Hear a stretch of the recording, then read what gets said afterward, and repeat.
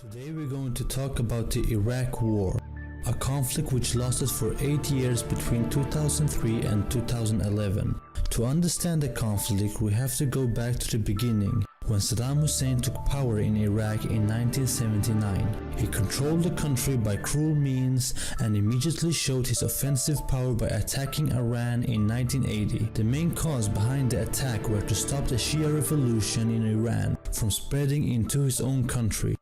Since USA were an enemy of Iran, US supported Saddam and Iraq. However, this was not the case 10 years later when Saddam attacked Kuwait in the south.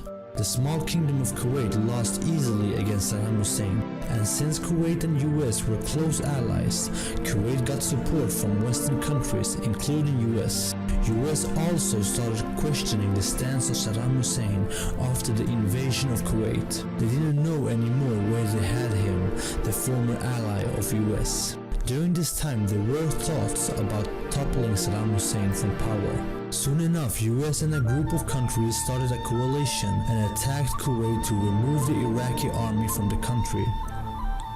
Instead of toppling Saddam Hussein, they supported Kurds and Shia rebels and inspired them of toppling ideas. Now, as Saddam was pushed back into Iraq, no-fly zones were brought to northern and southern Iraq, making it possible for the Kurds in the north to build up a nation and a government for the upcoming years. Pushing back Saddam Hussein were vital for the Kurds' survival, as they just a few years back were extremely persecuted in the Al-Anfal campaign. In the year 2000, George W. Bush was elected president in the United States. Just a year later, a very special event caused America, which would change world history forever. USA were under attack by Islamic terrorists. After attacking Afghanistan, Bush turned his eyes towards Iraq and gave Saddam and his sons 48 hours to leave the country.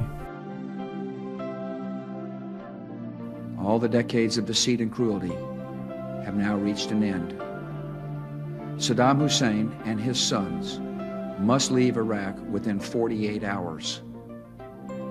Their refusal to do so will result in military conflict, commenced at a time of our choosing.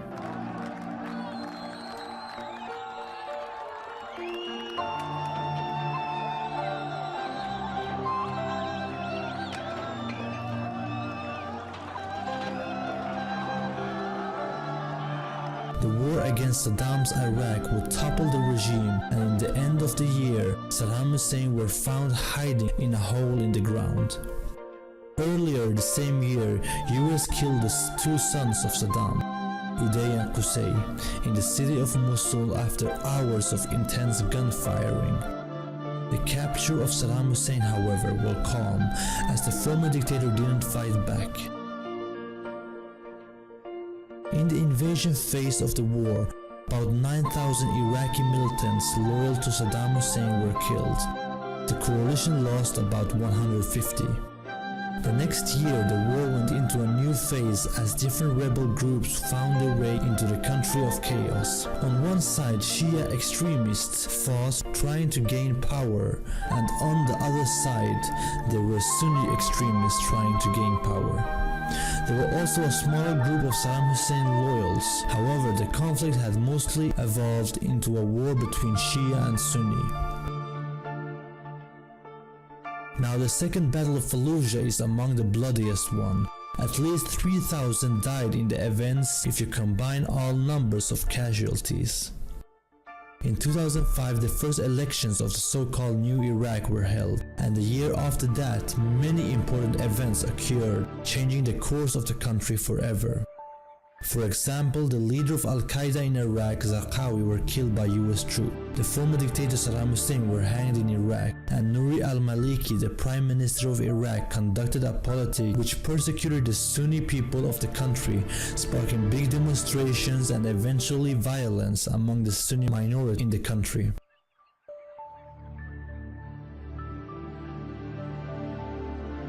In 2009, Barack Obama was elected President of the United States. During the elections, he promised that the US would withdraw from Iraq, and this happened in 2011. Totally about 60,000 people died in the Iraq War. Eventually, this led to another conflict called the Islamic State War, and if you want an explanation of this war, you'll have to support by liking, commenting, and sharing this video. Don't forget to subscribe, and here we selected 2 examples of good documentaries which you can enjoy while waiting for us to upload new interesting videos for you. Thank you, and see you next time.